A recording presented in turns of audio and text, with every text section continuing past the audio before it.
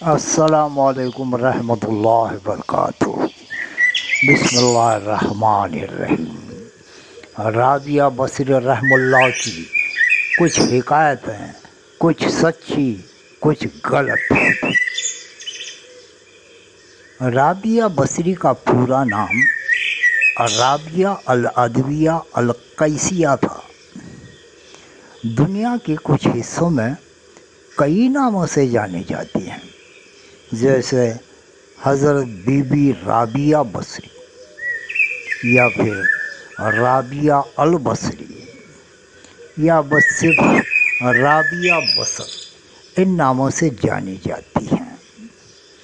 ان کی پیدائش کی بالکل ایسی تاریخ یہاں پہ دے نہیں سکتا کیونکہ کتابوں میں بھی وہ نہیں آتی، لیکن اتنا ضرور ہے کہ 714 سے 718 عیسوی کے درمیان وہ پیدا ہوئی۔ وہ مہینہ کون سا یا تاریخ کون سی، اس کے بارے میں بہت سے اختلاف ہیں۔ اور ان کی وفات 801 عیسوی میں ہوئی، یہ پکا معلوم ہے، یعنی کتابوں میں لکھا ہوا ہے۔ لیکن ان کو کس جگہ دفنا گیا اس کے بارے میں اختلاف ہے۔ کچھ لوگ کہتے ہیں کہ بصرہ میں دفن کر دیا گیا، اور کچھ عالموں کا کہنا ہے کہ انہیں بیت المقدس میں دفن کیا گیا۔ تو یہ ہسٹری کی کتابوں میں، تاریخ کی کتابوں میں بھی یہ الگ الگ طرح کے مضمون آتے ہیں۔ حضرت حسن البصری رحمۃ اللہ علیہ کی یہ شاگرد تھی۔ حالانکہ اپنے والد کے وفات کے بعد انہوں نے اکال کا سامنا کیا، یعنی اسکیرسٹی، یعنی پانی نہیں برسا اور جدھر ادھر سب افراتفری کا عالم ہو گیا، اکال پڑ گیا۔ تو انہوں نے گھر سے باہر کا راستہ اپنایا اور اپنے بہنوں کو چھوڑ کر رابعہ عبادت کرنے کے لیے ریگستان میں چلی گئی اور ایک عابد بن گئی، یعنی رات دن اللہ کی عبادت کرنے لگی۔ انہوں نے تنہائی کی زندگی گزاری، یعنی اکیلے میں رہنا ان کو پسند تھا، اور وہ تنہا رہتی تھی۔ ان کو اکثر جنانہ ولیوں کی رانی ہونے کے اعتبار سے پہچانا جاتا ہے، یعنی جتنے بھی وہ دنیا میں ولی اللہ ہوئی ہیں آج تک جنانہ میں، یعنی عورتوں میں، تو ان سب کی رانی ہونے کا مرتبہ انہیں دیا گیا ہے، ولیوں کی رانی۔ انہیں پاکیزہ بنا شرط کے پیار سے جانا جاتا تھا، یعنی ان کی جو عبادت ہوتی تھی وہ بنا شرط کے ہوتی تھی، اور لوگوں نے یہ ان کا لقب بھی بنا دیا تھا کہ یہ ایسی پاکیزہ ہے کہ بنا شرط کے اللہ سے پیار کرتی ہے۔ یہ ان کا خاص لقب تھا، اور لوگ اس نام سے، اس گن سے انہیں پہچانتے تھے۔ ان کے دعاؤں میں اکثر یہ الفاظ پائے جاتے ہیں۔ ابھی یہ جو الفاظ ہیں، یہ دین اسلام کے دعاؤں کا جو قانون ہے، جو کس طرح سے مانگی جاتی ہے، اس میں یہ ذرا بھی میل نہیں کھاتی۔ یہ دعائیں جو ہیں یہ بس شریعت کے حکموں کے بالکل الٹے ہیں۔ مثلا ابھی میں آپ کو پڑھ کے دکھاتا ہوں۔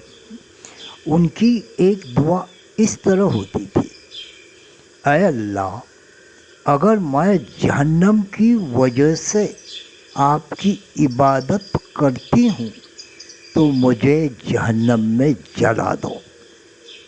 ایسی تو دعا دین اسلام میں کبھی نہیں مانگی جاتی۔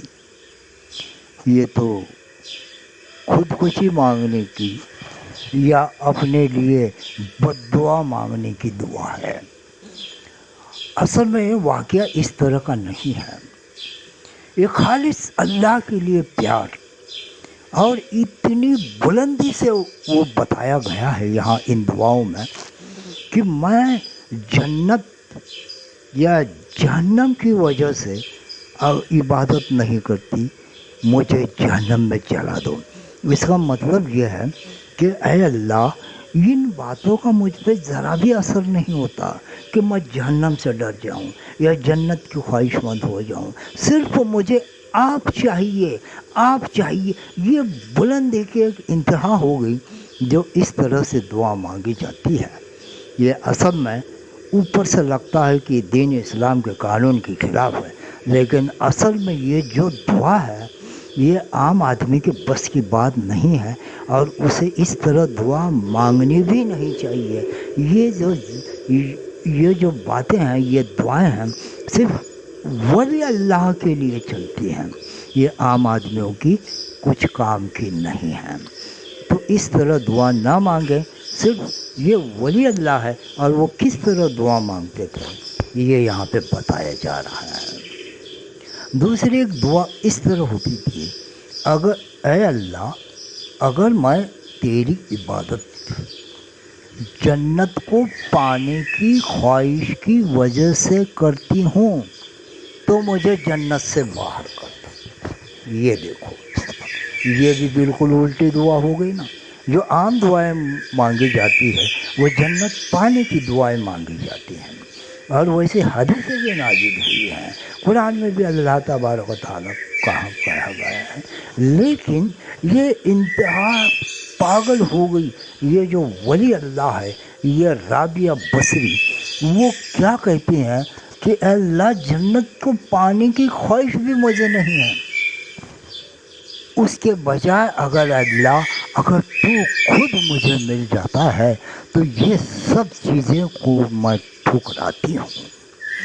تیسری دعا اس طرح سے مانگی جاتی ہے۔ یہ بھی ایک عبادت کی انتہا کا پاگل پن ہے۔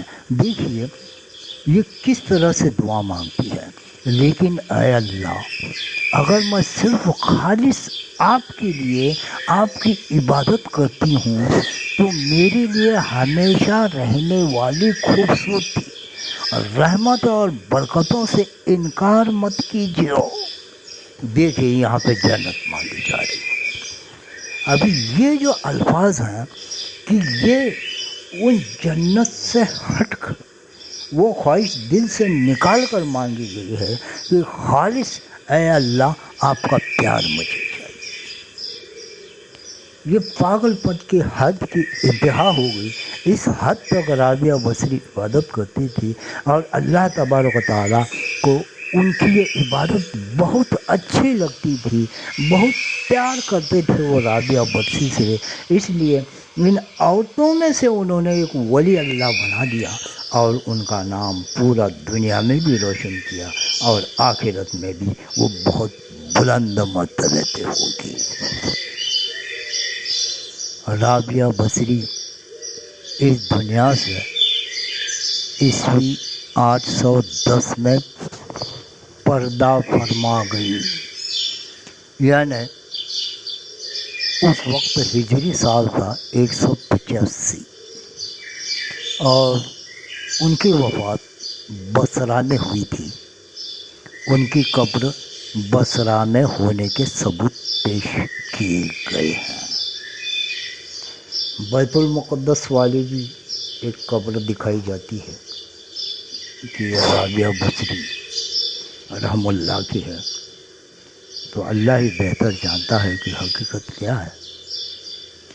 آئیے اب ایک چھوٹا سا قصہ، ایک حیرت انگیز اور بہت زیادہ اس سے کچھ سیکھا جائے ایسا ہے۔ ایک دن آپ کو بصرہ کی سڑکوں پر بھاگتے ہوئے دیکھا گیا، یعنی دوڑ رہی تھی وہ، لیکن کیسے؟ ایک ہاتھ میں پانی کا برتن اور دوسرے ہاتھ میں آگ کا برتن۔ یہ دیکھو کیسا معاملہ ہے۔ ایک ہاتھ میں آگ ہے ایک برتن میں رکھی ہوئی، اور دوسرے ہاتھ میں پانی کی بالٹی ہے، اور وہ لے کے بصرہ کے سڑکوں پر دوڑ رہی ہیں۔ جب آپ سے پوچھا گیا کہ وہ کیا کر رہی ہیں تو آپ نے فرمایا میں جہنم کی آگ کو بجھانا چاہتی ہوں اور جنت کے تحفوں کو جلانا چاہتی ہوں۔ یہ سب چیزیں اللہ سے ملنے کا راستہ روکتی ہیں۔ میں جہنم کی سزا کے ڈر سے یا جنت کے وعدے کے لیے عبادت نہیں کرتی، صرف اللہ کے پیار کا انعام پانے کے لیے عبادت کرنا چاہتی ہوں۔ یہاں پہ ایک بار بار دل میں خیال آ رہا ہے کہ ہندو مذہب میں یہ کرشن بھکتی کرنے والی میرا بائی ہے، ان کا بھی قصہ اس طرح سے آتا ہے کہ وہ زہر پیتی ہیں۔ کرشن بھکتی میں اتنا وہ مشغول ہو جاتی ہیں کہ اس کا شوہر یا اور کوئی دوسرے رشتے دار وہ بھگوان شری کرشن کی بھکتی سے ان کو دور رکھنے کے لیے یا ہمیشہ کے لیے ختم کرنے کے لیے ان کے پانی میں زہر ملا کے انہیں پینے دیتے ہیں۔ تو وہ جو میرا ہے یہ کرشن بھکتی میں اتنی تلین ہوتی ہے کہ وہ وش کا پیالہ، وہ زہر سے بھرا پیالہ پی جاتی ہیں اور وہ ہضم بھی ہو جاتا ہے۔ اس کے بارے میں بہت سے حقائق موجود ہیں ان کے دینی کتابوں میں۔ خیر یہاں پہ کچھ الگ بات تو میں نہیں بتا رہا، یا رابعہ بصری کا کمپیریزن میں میرا بائی سے کرنا بھی نہیں چاہتا، کیونکہ اس میں بہت سی غفلتیں ہو سکتی ہیں، کمزوریاں ہو سکتی ہیں۔ ایک دن میں خیال آیا اور میں نے بتا دیا۔ تو اللہ تبارک و تعالیٰ اس طرح کی پاگل پن کی عبادت کرنے کی ہمیں توفیق عطا کرے، اور رابعہ بصری رحمۃ اللہ علیہ کی عبادتوں کی طرح عبادت کرنے کی ہمیں توفیق عطا فرمائے، اور دنیا اور برزخ اور آخرت میں بھی ہمیں کامیاب کرے۔ آمین ثم آمین۔ اس ویڈیو کو لائک کریں، شیئر کریں، اپنے دوست احبابوں میں بھیج دیں تاکہ وہ بھی ثواب دارین حاصل کریں، اور اس کو سبسکرائب کرنا نہ بھولیں تاکہ ہماری حوصلہ افزائی ہوتی ہے اور آئندہ اچھے ویڈیو ہم آپ کے لیے پیش کر سکتے ہیں۔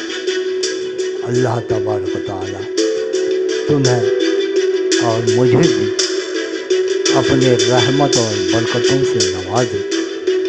یہ رابعہ بصری والی جو عبادت ہے اس طرح عبادت کرنے کے لیے، خالص اللہ کے پانے کے لیے عبادت کرنے کے لیے ہمیں توفیق دے اور ہمیں خوشحال زندگی عطا کرے، دنیا میں بھی، برزخ میں بھی اور آخرت میں بھی۔ اللہ تبارک و تعالیٰ آپ کی دعاؤں کو ضرور قبول فرمائے گا انشاءاللہ۔ آمین ثم آمین۔ اللہ حافظ۔